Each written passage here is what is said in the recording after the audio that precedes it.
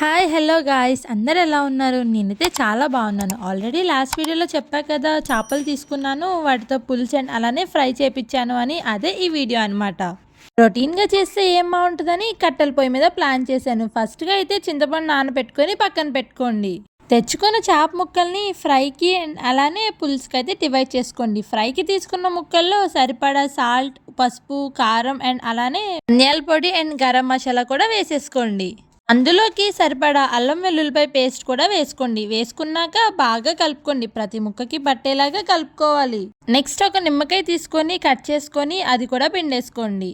Final touch up కింద కొత్తిమీర, కరివేపాకు ఉంటే పుదీనా కూడా వేసుకొని గార్నిష్ చేసుకోండి. ఫ్రైకి కావాల్సినవన్నీ రెడీ చేసేసుకున్నాం కదా, అవి పక్కన పెట్టేసుకొని ఇప్పుడు పులుసు సంగతి అయితే చూసేద్దాం. పులుసుకు ఆల్రెడీ చింతపండు అయితే నానబెట్టేసాం. దాంతోపాటు మోస్ట్ ట్రెండింగ్ ఐటమ్ మ్యాంగో కూడా తెచ్చుకుందాం. ఇప్పుడు మ్యాంగో వేస్తే ఇది నెల్లూరు చేపల పులుసు అయిపోద్ది అంటారా? కామెంట్ చేయండి గాయస్. ఆ కట్టెల పొయ్యి మీద ఇక్కడ చూపిస్తున్నాను కదా, అలాంటి గిన్నె అయితే పెట్టుకోండి. చేపల పులుసు చేయడానికి సపరేట్గా ఉంటాయంట కదా. అందులో ఆయిల్ వేసేసుకున్నాక ఆయిల్ కొంచెం వేడొచ్చాక ఉల్లిపాయలు, పచ్చిమిరపకాయలు అయితే వేసుకోండి. నార్మల్ టైంలో వీడియో తీస్తున్నానంటే ఎక్కడికో వెళ్ళిపోయా మా చెల్లి. ఇవాళ దానంతట అదే వచ్చి నన్ను కూడా వీడియో తీయని కూర్చుంది. మేబీ చేపల పులుసు చేసిన క్రెడిట్ మొత్తం దానికే కావాలేమో. మాటల్లోనే ఉల్లిపాయలు, పచ్చిమిరపకాయలు అయితే వేగిపోయాయి. ఆ వేగిపోయిన వాటిలోకి అల్లం వెల్లుల్లిపాయ పేస్ట్ వేసుకొని కలిపేసుకోండి.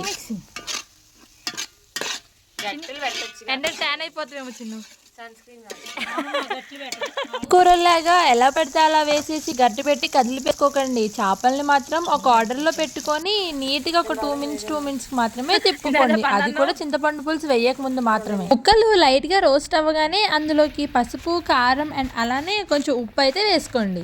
ఉప్పు, కారం వేసుకున్నాక వాటిని ఏమి కలపకుండా డైరెక్ట్గా అందులో చింతపండు రసం అయితే పోసేయండి. చింతపండు రసం వేసాక నెమ్మదిగా ఒక్కొక్క ముక్క నీట్గా తిప్పుకోండి.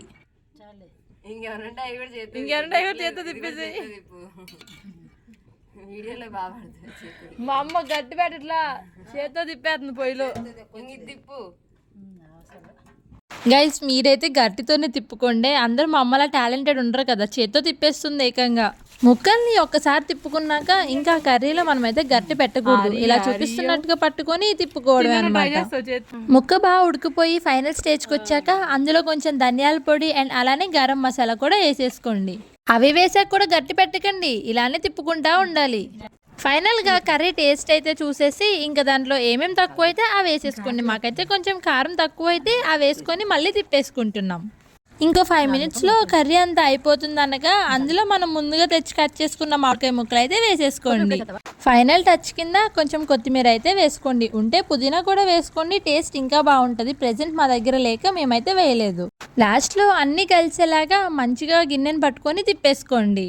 అంత వేడివేడి తింటే బాగోదు, చల్లారాక తిందామని అలా వెళ్ళి ఇలా వచ్చే లోపల మా వాళ్ళు సగం ఖాళీ చేశారు. నేను ఇంకా తినే ధ్యాసలో పడి తినేది వీడియో తీయడం కూడా మర్చిపోయా. బట్ టేస్ట్ అయితే అదిరిపోయింది గాయస్. ఆల్రెడీ మనం ఫ్రై కోసం ముందు కొన్ని ముక్కల్ని మ్యారినేట్ చేసాం కదా, మా చెల్లి అయితే డీప్ ఫ్రై చేస్తుంది.